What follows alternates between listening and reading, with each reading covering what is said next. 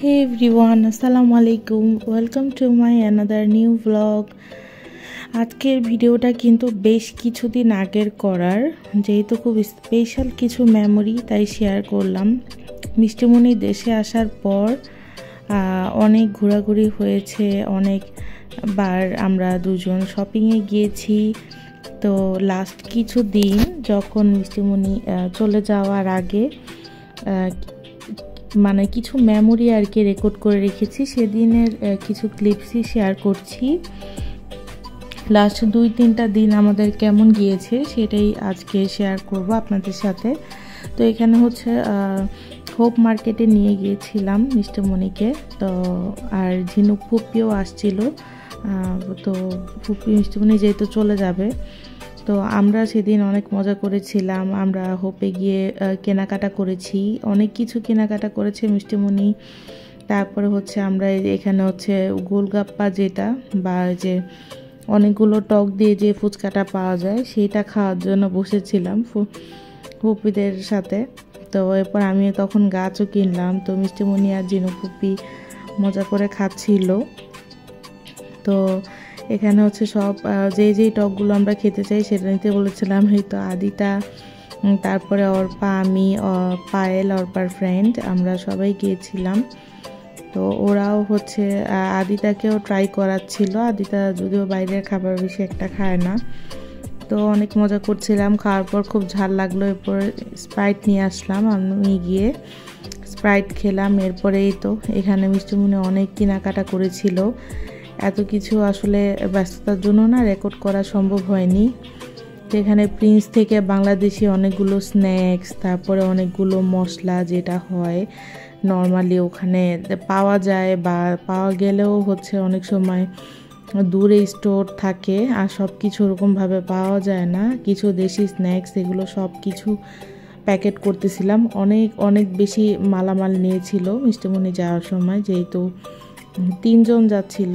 তো ভালো পরিমাণ মানে মাল পেয়েছিল, জায়গা ওয়েট পেয়েছিল আর কি।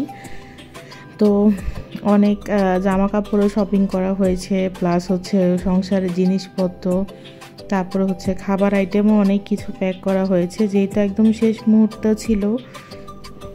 এখানে হচ্ছে সব কিছু আমরা সুন্দর মতো প্যাকেট করে দিচ্ছিলাম। আর এখানে সেদিন সন্ধ্যাবেলা হচ্ছে যাওয়ার আগে দিনের ব্লগ এটা। তো সবাই আসতেছিল দেখা করতে। সন্ধ্যায় গিয়ে আমি পুরি নিয়ে আসছিলাম, তারপরে মুড়ি মাখার জিনিসপত্র নিয়ে আসছিলাম। আর এটা হচ্ছে তারপরের দিনের, মানে 2-3 দিনের মিলানো ক্লিপস, এটা মিক্সড আমি ঠিক বলতে পারবো না।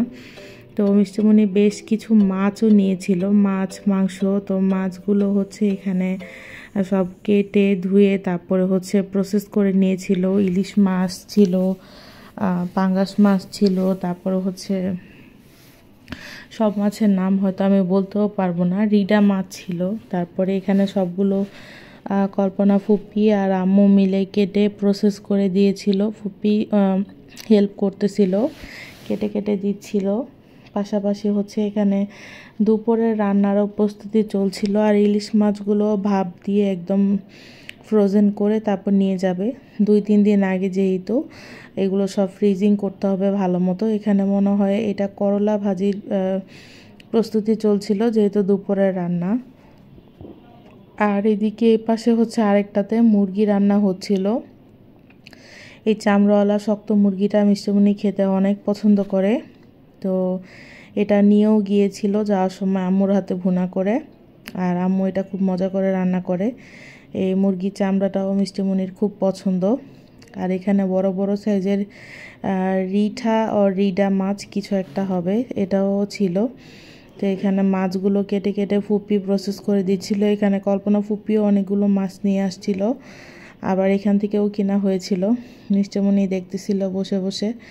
এরপরে হচ্ছে এগুলোকে সব এরকম লবণ দিয়ে হলুদ দিয়ে ভাপ দিয়ে নিছে, যাতে পরে আর কি মশলা দিয়ে প্রসেস করে রান্না করতে পারে, ডিপ করে নিয়ে যাবে। তো এই জন্য অনেকগুলো বক্স কিনে নিয়ে আসছিলাম আমি আর মিষ্টিমণি। আজকের ভিডিওটি এ পর্যন্তই।